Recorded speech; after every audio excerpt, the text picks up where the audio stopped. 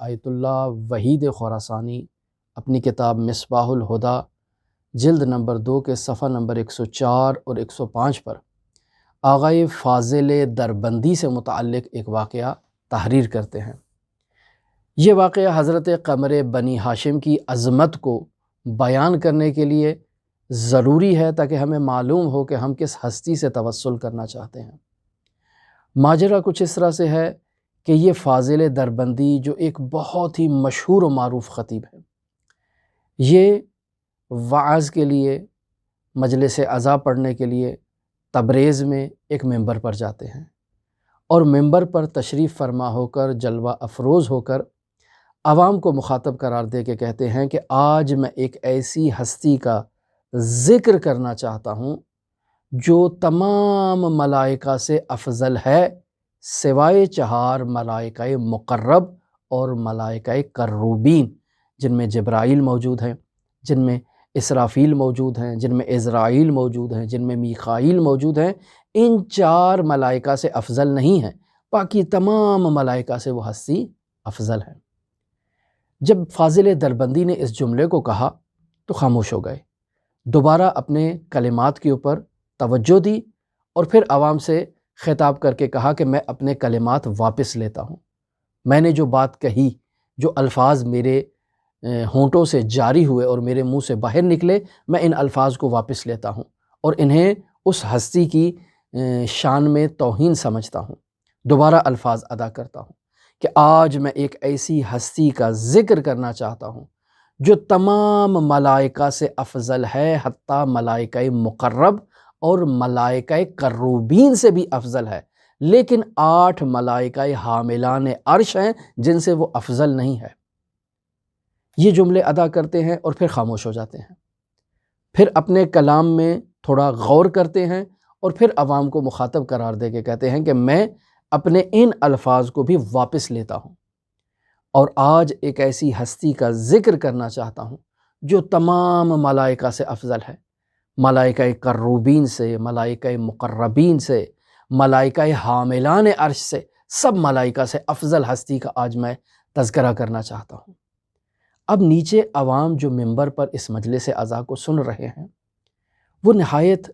تعجب کر رہے ہیں کہ فاضل دربندی آج ایک عجیب ماحول میں ہے، ایک عجیب کیفیت میں ہے، ایک عجیب انداز ہے اور بار بار اپنے الفاظ کو واپس لے رہے ہیں۔ کون سی ہستی کا ذکر کرنا چاہتے ہیں؟ تو فاضل دربندی نے اس ابہام سے پردے کو ہٹایا اور کہا کہ آج میں قمر بنی ہاشم کا ذکر کرنا چاہتا ہوں، اور میری یہ خواہش ہے کہ میں آج قمر بنی ہاشم کے اس ذکر کے ساتھ جو یہ میں سانس لے رہا ہوں، اور اس قدر میں قمر بنی ہاشم کا ذکر اپنی عقیدت اور اپنے احترام کے ساتھ کرنا چاہتا ہوں، اور میری یہ خواہش ہے کہ اس ذکر کے دوران میرے جسم سے اس قدر پسینہ نکلے جس پسینے میں میرا یہ پیراہن اور میری یہ قمیض مکمل شرابور ہو جائے، اور اس پسینے میں شرابور قمیض کو میں اپنی لیلۃ الدفن، جو دفن کی پہلی رات ہے جسے شب اول قبر کہتے ہیں، میں اس قمیض کو اس لیلۃ الدفن کے لیے ذخیرہ قرار دینا چاہتا ہوں۔ لہٰذا آج ایک خاص انداز میں، ایک خاص عقیدت کے ساتھ، خاص مودت کے ساتھ، خاص محبت کے ساتھ، خاص عشق میں قمر بنی ہاشم کے حضور پیش ہونا چاہتا ہوں۔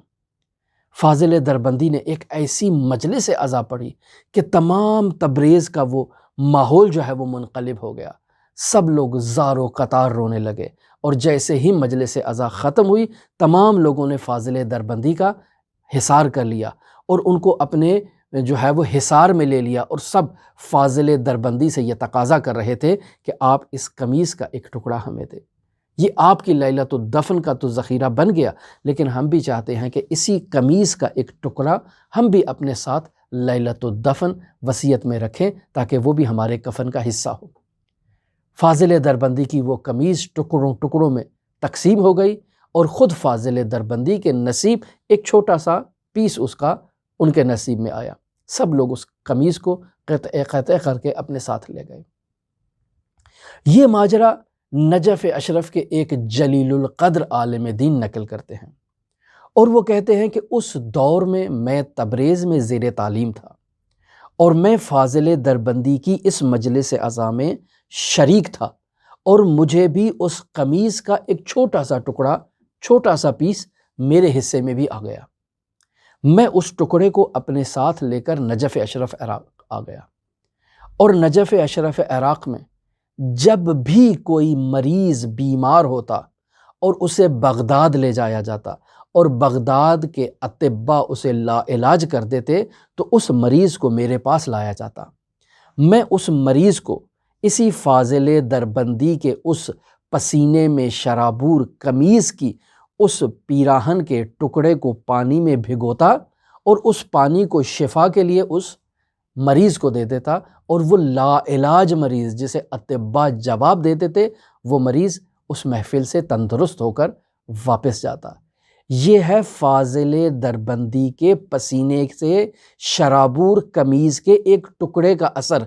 کہ جس پسینے کو حضرت ابوالفضل العباس کے اس توسل میں، اس غم میں، اس مجلس عزا میں بدن سے خارج کیا گیا ہے۔ ایک فالتو چیز ہے انسان کے بدن کی پسینہ، کوئی عظمت والی چیز نہیں ہے۔ اس ذکر کے ساتھ اور اس ذکر کی بدولت اس پسینے کو جو عظمت ملی، اور اس پیراہن اور اس قمیض کے ٹکڑے کو جو عظمت ملی کہ لا علاج مریضوں کی شفا کے لیے یہ ٹکڑا ہی کافی ہے۔